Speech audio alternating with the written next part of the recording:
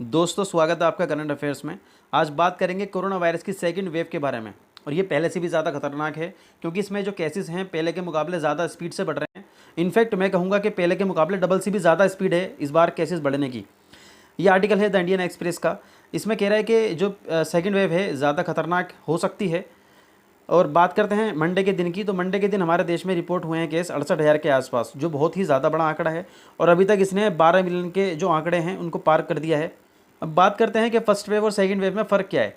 इसका फ़र्क मैं आपको नंबर्स के ज़रिए और ग्राफ के ज़रिए समझाऊंगा। अगर पहली वेव को देखा जाए तो 32 दिन में हमारे 18,000 से 50,000 के आसपास में केस हुए थे। लेकिन अगर इस बार की बात की जाए तो ये केसेस सिर्फ हुए हैं 17 दिन के अंदर, यानी कि 18,000 से 50,000 पहुँचने में से कितने दिन लगे? सिर्फ 17 दिन। तो इसके लिहाज से इस बार जो केसेस हैं बहुत ज़्यादा स्पीड से बढ़ रहे हैं। अगर महाराष्ट्र की बात की जाए तो जितने केस पहले 31 दिन में हुआ करते थे उतने ही केस अब 9 दिन में देखने को मिले हैं, यानी कि करीब 3.5 गुना की स्पीड से केसेस आगे बढ़ रहे हैं। और अगर आगे गुजरात की बात की जाए तो गुजरात में जितने केस पहले 30 दिन में हुए थे उतने केस अब 6 दिन में मिले हैं। यानी कि अगर यहाँ देखा जाए तो रफ्तार जो कोरोना वायरस की सेकेंड वेव के अंदर वो करीब करीब 5 गुना है, यानी कि 5 गुना की स्पीड से केसेस यहाँ पर आगे बढ़ रहे हैं। अब बात करते हैं पंजाब की। जितने केस पंजाब में 13 दिन में हुए थे उतने यहाँ पर अब 10 दिन में देखने को मिले हैं। यानी कि हर जगह स्टेट्स के अंदर जो केसेस हैं पहले के मुकाबले ज़्यादा स्पीड से आगे बढ़ रहे हैं, कहीं डबल स्पीड से, कहीं 5 गुना स्पीड से। तो केसेस बहुत ज़्यादा तेज़ी से बढ़ रहे हैं। यहाँ छत्तीसगढ़ में भी केसेस का बुरा हाल है। जो 40 दिन में बढ़े थे वो करीब करीब 24 दिन में बढ़े हैं, यानी कि इनका आंकड़ा देखा जाए तो करीब करीब डबल का फ़र्क है। अगर आज के टाइम में नंबर ऑफ़ एक्टिव केसेस की बात की जाए तो संडे को एक्टिव केसेस 5 लाख के पार पहुँच चुके हैं। और इस बार 4 से 5 लाख होने में इसे मात्र 4 दिन का समय लगा। ये पहले के मुकाबले बहुत ज़्यादा है। मैं इसका आंकड़ा आपको समझाता हूँ ग्राफ के ज़रिए, ये आपको ज़्यादा अच्छी तरह समझ में आएगा। पहले जब ये कोरोना वायरस स्टार्ट हुआ था तो 0 से 1 लाख पहुँचने में इससे 84 दिन का समय लगा था। यानी कि 0 बोले तो बिल्कुल स्टार्टिंग से 1 लाख केसेस होने तक उसे जो टाइम लगा वो 84 दिन का था। और 1 से 2 लाख पहुँचने में इसे 25 दिन का समय लग रहा था, और 2 से 3 लाख पहुँचने में 15 दिन का। लेकिन इस बार सेकंड वेव के अंदर 2 से 3 लाख पहुँचने में इसे लगा है 8 दिन का टाइम। जो पहले के मुकाबले 15 को और 8 को कंपेयर किया जाए तो करीब करीब डबल का ही फ़र्क है। और पहले 3 से 4 लाख पहुँचने में इसे लग रहा था 8 दिन का टाइम, लेकिन अब 3 से 4 दिन पहुँचने में से 3 से 4 लाख पहुँचने में इसे लगा सिर्फ 5 दिन का वक्त। और 4 से 5 लाख पहले पहुँचा था 8 दिन में और अब पहुँचा है 4 दिन में। यानी कि अगर इन तीनों चीज़ों को, तीनों टाइम को कंपेयर किया जाए, तीनों केसेस को कंपेयर किया जाए तो करीब करीब डबल का फ़र्क हमें इस बार देखने को मिल रहा है। और अगर बात की जाए कि कोरोना वायरस सबसे ज़्यादा एक्टिव इस वक्त कहाँ पर है, तो ये 5 स्टेट्स ऐसी हैं जहाँ पर सबसे ज़्यादा एक्टिव है। महाराष्ट्र, केरला, पंजाब, कर्नाटक और छत्तीसगढ़। अगर इनको परसेंटेज में देखा जाए तो 80% केसेस सिर्फ इन 5 स्टेट्स के अंदर ही हैं। ये आपको चार्ट के ज़रिए समझाता हूँ। ये हमारा महाराष्ट्र है। महाराष्ट्र में है हमारे 62% के आसपास केस। छत्तीसगढ़ में 3% से ज़्यादा, कर्नाटक में 4.5% के आसपास, पंजाब में भी कुछ कुछ इतनी ही हैं, और केरला में भी 4.5% के आसपास हैं। बाकी जो 20% के आसपास केसेस हैं वो दूसरी स्टेट्स में, चाहे उसमें दिल्ली हो, यूपी हो या इंडिया की दूसरी स्टेट्स हों। अगर डेथ रेट की बात की जाए तो 51% इंक्रीज़ हो चुकी है। और सबसे ज़्यादा जो डेथ रेट देखी गई हैं वो 21 से 27 दिसंबर के बीच में देखने को मिली हैं। और पिछले 6 दिनों में 200 से भी ज़्यादा डेथ हर दिन के हिसाब से देखने को मिली हैं।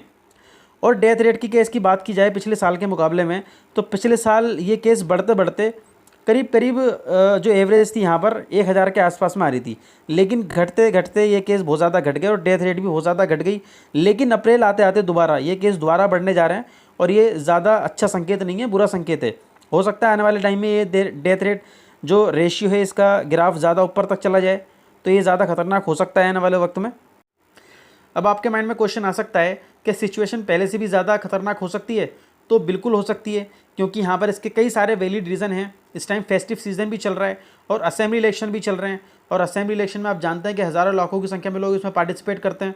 तो यहाँ पर कोरोना वायरस फैलने के चांस पहले के मुकाबले बहुत ज़्यादा हैं।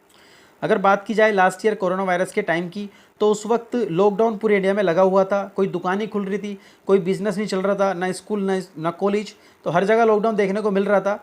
लेकिन इस बार जो इकोनॉमी है वो ऑलरेडी ओपन अप कर दी गई है, कोई रेस्ट्रिक्शन नहीं है, कोई दुकानें बंद नहीं है, कोई बिजनेस बंद नहीं है। तो इसमें कोरोना वायरस फैलने के चांस बहुत ज़्यादा हैं, क्योंकि लोग पूरी गलियों में और मोहल्लों में घूम रहे हैं। और यहाँ पर देखे जाए तो कुछ स्टेट्स ऐसी हैं जैसे कि महाराष्ट्र और पंजाब, जहाँ पर कोरोना वायरस बढ़ रहा है तो इन्होंने रीइम्पोज कर दिया है लॉकडाउन को। लेकिन पूरी तरह से लॉकडाउन ना लगने की वजह से चांस ज़्यादा हैं, इस बार हायर चांस हैं कि लास्ट ईयर के मुकाबले कोरोना वायरस ज़्यादा तेज़ी से फैलेगा। अब बात आती है कि पिछली बार और इस बार के वक्त में क्या फ़र्क है। तो पिछली बार जो कोरोना वायरस था यूनिफॉर्मली पूरे इंडिया में फैला हुआ था, लेकिन अब इस बार जो 80% केसेस हैं ये 5 स्टेट्स में देखने को मिलेंगे आपको। यानी कि कोरोना वायरस पूरे इंडिया में फैला हुआ तो है, लेकिन ज़्यादातर जो फैला हुआ है वो सिर्फ 5 स्टेट्स में 80% देखने को आपको मिलेगा। मैं आपको समझाता हूँ ग्राफ के ज़रिए। यहाँ महाराष्ट्र में 40,000 के आसपास केस सिर्फ इकलौते महाराष्ट्र के अंदर ही हैं, और कर्नाटका में 3,000, पंजाब में 3,000। यानी कि देखा जाए तो ये जो स्टेट्स हैं ज़्यादातर कोरोना वायरस इन्हीं के अंदर फैला हुआ है, और बाकी स्टेट्स में अभी इतना कोरोना वायरस नहीं है। इस बार और पिछली बार के मुकाबले में एक फ़र्क और भी है।